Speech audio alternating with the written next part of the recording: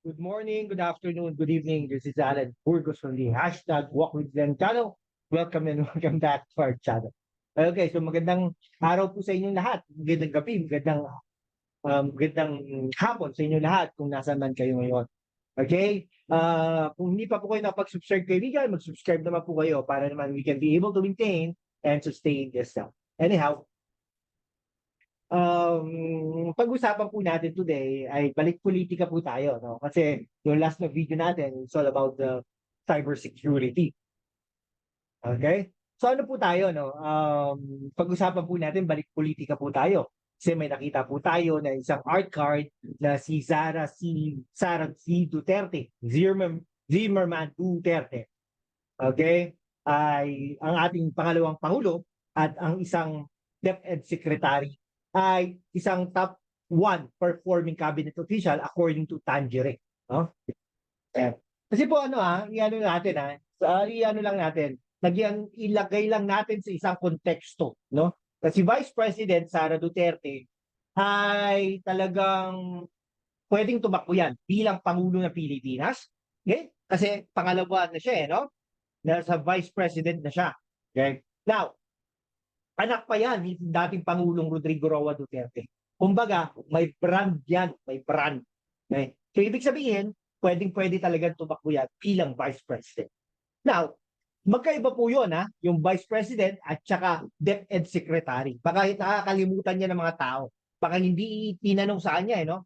Bilang Vice President, magkaiba yon kesa sa DepEd Secretary. Okay? Parehas na full time yan, no? Ang pagkaiba lang nun, ang Vice President, inelect yan ng tao. Okay? Nakaano po yan, no? 32 million Filipino votes. Electorates, kumbaga. Electorates, at the same time, siya po ay mas lamang pa kay Pangulong Bongbong Marcos. Yun po ang katotohanan.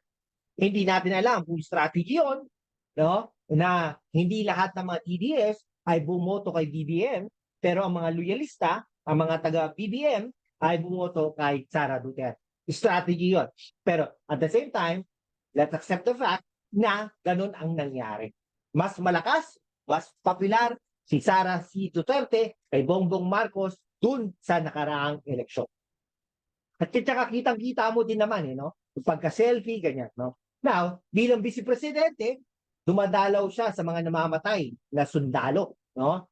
Dahil po nakikidalamhati siya bilang pangalawang pangulo.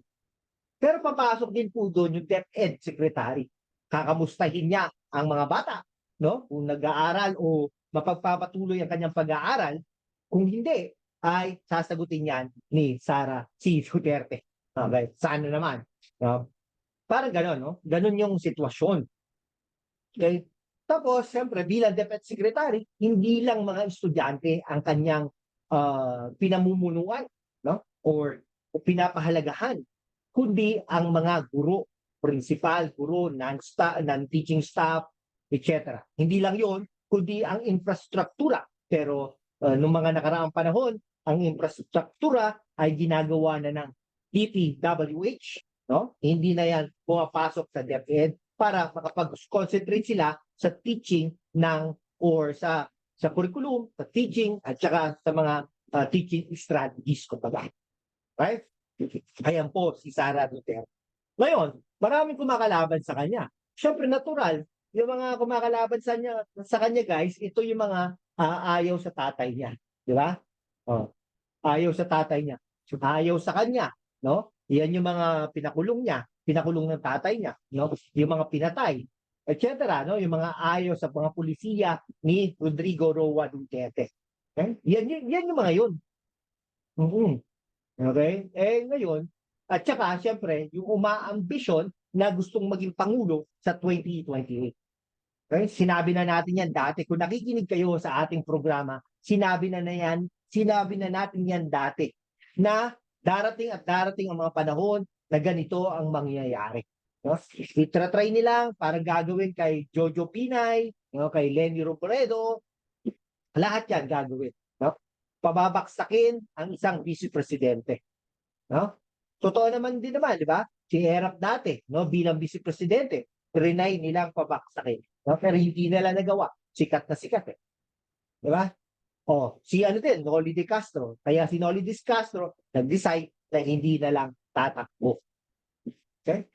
Sino pa ba? Sino pa ba mga vice president natin dati? No? O, si Doy Laurel. No? Tumakbo bilang vice presidente, talo. Jojo Pinay, tumakbong vice presidente, talo. Leni Robredo, tumakbong vice presidente, tumakbong presidente, talo. No? Yung mga gano'n, no?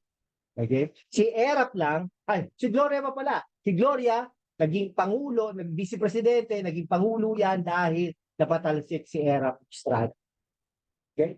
Yan po mga kasaysayan ng pagkapangalawang pangulo. Kung sa tama din naman siya, talagang i-critic siya, pababaksakin siya, pero sabi nga niya, may mga tamang panahon ang pagsagot.